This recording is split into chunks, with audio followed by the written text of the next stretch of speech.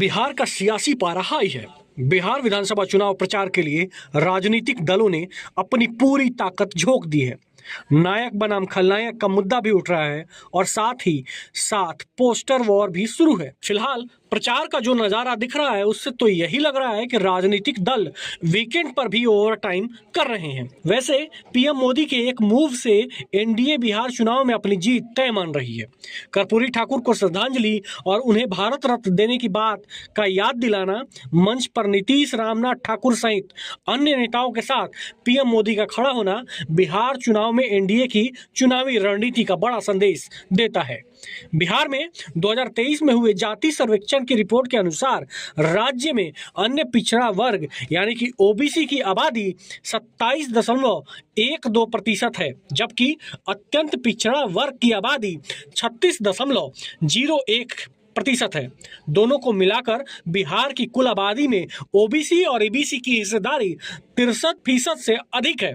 प्रधानमंत्री मोदी ने समस्तीपुर की सभा से इसी वर्ग को साधने की कोशिश की। बिहार के वोटिंग पैटर्न को देखें तो बीते चुनाव में ये वोट एनडीए को खूब वोट देता है, लेकिन इसी समुदाय में यादव जाति भी है जो आरजेडी का मेन वोट बैंक है। बिहार विधानसभा चुनाव के लिए एनडीए के उम्मीदवारों का डाटा देखें तो ये पता चलता है कि एनडीए ने 67 ओबीसी को 46 ईबीसी उम्मीदवार को टिकट दिया है, यानी कुल 243 में से 113 टिकट इसी दो वर्ग को मिला है।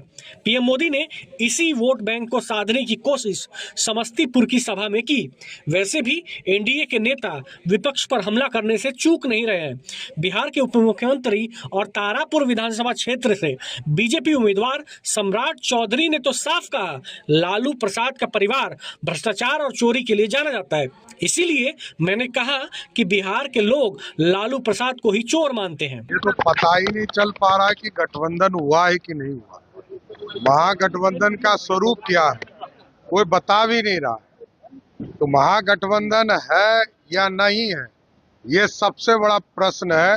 महागठबंधन को बताना चाहिए। वहीं बीजेपी के राष्ट्रीय प्रवक्ता सैयद शहनवाज हुसैन ने कहा कि आरजेडी के लोग जंगल राज वाले हैं। वहीं बीजेपी नेता रविशंकर प्रसाद ने कहा कि आरजेडी हताश है। देखिए, आरजेडी के लोग जंगल राज वाले हैं। उन्हें मालूम नहीं है कि जो केंद्र की पार्लियामेंट से कानून बना है, जिस पर सुप्रीम कोर्ट की भी मोहर लग गई है, उसको किसी राज्य सरकार की हैसियत नहीं है कि वो उसको खत्म कर दे।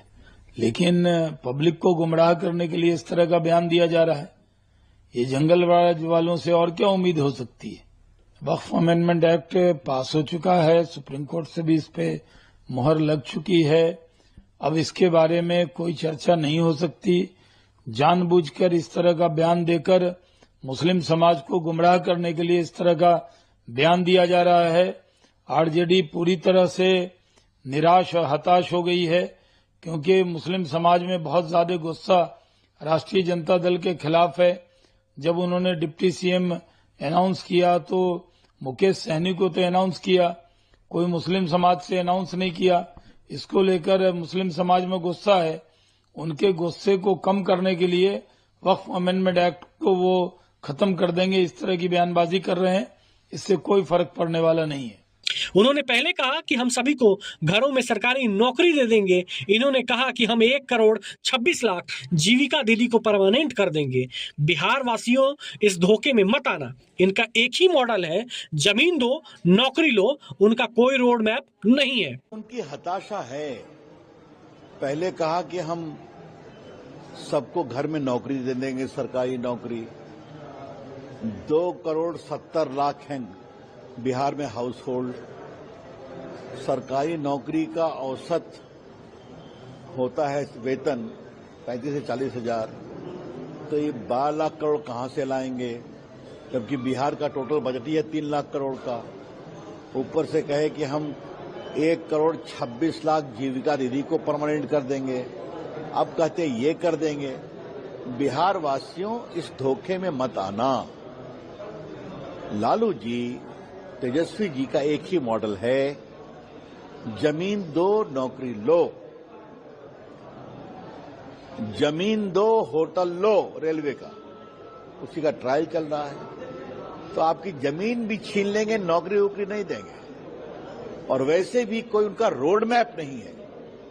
तो ये शुद्ध भाषा में, हताशा में बिहार के लोगों को एक प्रकार से लुभावनी बातें कह रहे हैं जो जमीन पर कभी नहीं उतरने वाला। सर, वो कह रहे हैं कि बिहार में भ्रष्टाचार भी बढ़ गया है और अपराध भी बढ़ गया है। बहुत सुंदर। जो तेजस्वी जी 420 के आरोपी हैं, अभी 10 दिन पहले कोर्ट ने चार्ज फ्रेम किया है, वो भ्रष्टाचार की बात करते हैं। मैंने एक बात पहले भी कही थी, विनम्रता से रिपीट करूंगा, उनके पिताजी को 32 साल की सजा हो चुकी है चारा घोटाले के 4 केसेस में अलग अलग, और इन पर नौकरी लो जमीन दो का केस चल रहा है भ्रष्टाचार का, और अब रेलवे का चल रहा है। तो ये तो इनका बैकग्राउंड है, लोग देखते हैं। वहीं बिहार चुनाव में अभी भी विपक्ष में एकजुटता देखने को नहीं मिल रही है। बिहार में टिकटों के बंटवारे पर अब भी उहापोह की स्थिति है। टिकटों को बेचने के आरोप भी लगे, बगावत भी हुई। उम्मीदवारों के चयन को लेकर एनडीए में भी असहमति और असंतुष्टि दिखी, लेकिन महागठबंधन में तो अभी भी 12 सीटों पर तकरार कायम है। कांग्रेस नेता पवन खेड़ा ने कहा कि एनडीए हार से डरे हुए हैं। वे हम पर सवाल उठाने वाले कौन होते हैं? हमने अपने मुख्यमंत्री उम्मीदवार का नाम घोषित कर दिया है, लेकिन वो ऐसा नहीं कर सके। उनमें ये कहने की हिम्मत नहीं है कि उनके मुख्यमंत्री उम्मीदवार नीतीश कुमार होंगे। उनका एजेंडा क्या है? इस समय राज्य में पूरी तरह से जंगल राज चल रहा है। सवाल उठाने वाले वो हैं जो हार की डर से बौखलाए हुए हैं, इसलिए वो हम पर सवाल उठा रहे हैं। अरे आप कौन होते हैं भाई हमसे सवाल पूछने वाले? हम इनसे जानना चाहते हैं। आप अपने 20 साल का हिसाब दीजिए ना, हमसे क्या सवाल पूछ रहे हैं? हमने मुख्यमंत्री का चेहरा सार्वजनिक किया, ये आज तक नहीं कर पाए। ये आज तक इतनी हिम्मत नहीं जुटा पाते ये कहने की कि नीतीश कुमार इनके मुख्यमंत्री का चेहरा होंगे। यह कह देना काफी नहीं है कि नीतीश कुमार जी के चेहरे पर ये चुनाव लड़ रहे हैं। चेहरे पे तो एकनाथ शिंदे जी के भी ये चुनाव लड़े थे। कहां है आज एकनाथ शिंदे? क्या इनका एजेंडा है? क्या इनका मैनिफेस्टो है? क्या इनका प्लान है? क्या इनका रिपोर्ट कार्ड है पिछले 20 साल का? ये तो इन्हें देना पड़ेगा ना। जब प्रधानमंत्री जी बिहार दौरे पर थे, उन्होंने फिर से जंगल राज का हवाला दिया, कहा कि बिहार अब नहीं चाहता है कि जंगल राज हो जाए, और अमित शाह की भी घुसपैठियों की बात कर रहे हैं। जो 24 घंटे में 9 हत्याएं होती हैं बिहार में, उसका हिसाब कौन देगा? ये मंगल राज लगता है क्या आपको? ये तो जबरदस्त जंगल राज यहाँ चल रहा है, जहाँ पटना में खेमका जी का मर्डर हो जाता है, महिलाओं का बलात्कार हो जाता है, किडनैपिंग्स हो रही हैं। इसका हिसाब कौन देगा? सर, जिस तरीके से लगातार एनडीए दावा कर रहा है कि 20 सालों में जो प्रगति, जो तरक्की बिहार ने की है, वो इंडिया अलायंस नहीं दे पाएगा, जंगल राज का भी हवाला दे रहा है बार बार, क्या कहिएगा? भाई हम तो मांग रहे हैं रिपोर्ट कार्ड। कौन सी तरक्की की है जरा बताइए। चलिए, कितना रोजगार दिया है? पेपर लीक आज हो रहे हैं, पुल गिर रहे हैं, क्या तरक्की की है साहब आपने? कहां है दरभंगा का एम्स? बताइए। वक्फ बिल को लेकर के नया जो है बवाल दिख रहा है। आरजेडी के एमएलसी ने कहा कि फाड़ दिया जाएगा, जिसको लेकर बीजेपी का कोई भी नियम, कोई भी कानून बनने से पहले लोगों से चर्चा करनी चाहिए। ये लोकतंत्र का एक तरीका होता है। तो जिस तरीके से वक्फ बिल को लेकर के कहा जा रहा है बीजेपी एनडीए की तरफ से कि सुप्रीम कोर्ट की बातें भी ये लोग नहीं मानते, जो मुद्दे हैं बिहार के सामने, उन मुद्दों पर चर्चा होते रहनी चाहिए। की कैंपेनिंग शुरू है, एनडीए के लोग खोज रहे हैं कि राहुल गांधी कहाँ हैं, क्यों खोज रहे हैं? वो लोग कब से, उन्हें हमारी क्यों चिंता है? वो अपना काम कर रहे हैं, हम अपना काम कर रहे हैं। हमने तो सबसे पहले अपने मुख्यमंत्री का कैंडिडेट घोषित किया, हम उनसे पहले अपना मैनिफेस्टो ला रहे हैं। वो कहाँ हमारे से मुकाबला करने जा रहे हैं? जल्द आ रहे हैं ये लोग, बिल्कुल आ रहे हैं। वहीं कांग्रेस के वरिष्ठ नेता अशोक गहलोत ने कहा कि 20 सालों में नीतीश कुमार ने अपना पाला बदल कर अपनी छवि खराब की है। अब रोजगार के लिए युवा बहुत दुखी हैं, युवा बदलाव चाहते हैं।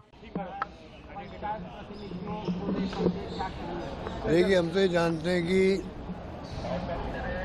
बिहार चुनाव खाली बिहार वासियों के लिए नहीं है, बल्कि देश के लिए है। जो हालात देश में बन गए हैं, पूरा मुल्क उम्मीद करता है बिहार से, क्योंकि बिहार के लोगों का इतिहास शानदार रहा है, राजनीतिक रूप से भी, सामाजिक रूप से भी, सोशल सिक्योरिटी के रूप में भी, गरीबों के लिए भी। और यहाँ के जैन के अंदर राजनीति है, तो पूरे देश के अंदर जरूरत है कि हम कामयाब हों, चुनाव जीतें। 20 साल से नीतीश कुमार जी बैठे हुए हैं, कई बार पाला बदला भी उन्होंने है, अपनी इमेज खराब करवाई उस व्यक्ति ने। वो प्राइम मिनिस्टर को उम्मीदवार बनते बनते कहाँ आ गए? ये तो उनके सोचने की बात है, अलग बात है। हमें भी दुख होता है ऐसे आदमी के बारे में कि कैसे उन्होंने अपनी राजनीति करी, वो अलग बात है। पर अब रोजगार के लिए युवा बहुत दुखी हैं। वो चाहता बदलाव हो, यहाँ पर बदलाव हो इसलिए जरूरी है कि मैं बिहार वासियों से भी अपील करना चाहूँगा कि आप लोग इस बार आगे आए और महागठबंधन को आप कामयाब करें। तेजस्वी जी को जो हमने चेहरा बनाया है, सोच समझ के बनाया है, ये नौजवान है। अभी जो नौजवान होता है ना, तो जनता को लगता है भाई ये इनको आगे चुनाव में कामयाब होना होगा तो जम क्या काम करेगा ये आदमी। मेरा खुद का अनुभव है कि अगर हम इनको कामयाब करेंगे, ये देखेंगे मेरे सामने लंबा कैरियर है मेरा, अगर मैंने काम नहीं किया, फेल हो गया, तो मुझे लोग घर भेज देंगे। वो व्यक्ति जम के काम कर सकता है। आज बिहार को जरूरत है ऐसे व्यक्तित्व की, ऐसे नेता की जो जान लगा दे अपनी कि मुझे किसी ढंग से चुनाव जीता के दिखाना है। तो मेरा कैरियर शुरू हो रहा अभी, तो कैरियर शुरू हो रहा तो मैं समझता हूँ जम के काम करेंगे, ये मेरा मानना है। बहरहाल वैसे भी एनडीए में सीटों के बंटवारे से साफ है कि एनडीए में बीजेपी ने किसी भी तरह का खतरा मोल लेने की गुंजाइश नहीं छोड़ी। वजह साफ है, घटक दलों की नाराजगी केंद्र सरकार का गणित गड़बड़ कर सकती है। वैसे शायद ही कोई दल हो जिसमें टिकटों के बंटवारे में बंदर बाट का आरोप न लगा हो। कांग्रेस और आरजेडी में तो टिकटों की बिक्री को लेकर खूब हंगामा हुआ। अब महागठबंधन कैसे इससे पार लगेगी, ये आने वाला वक्त ही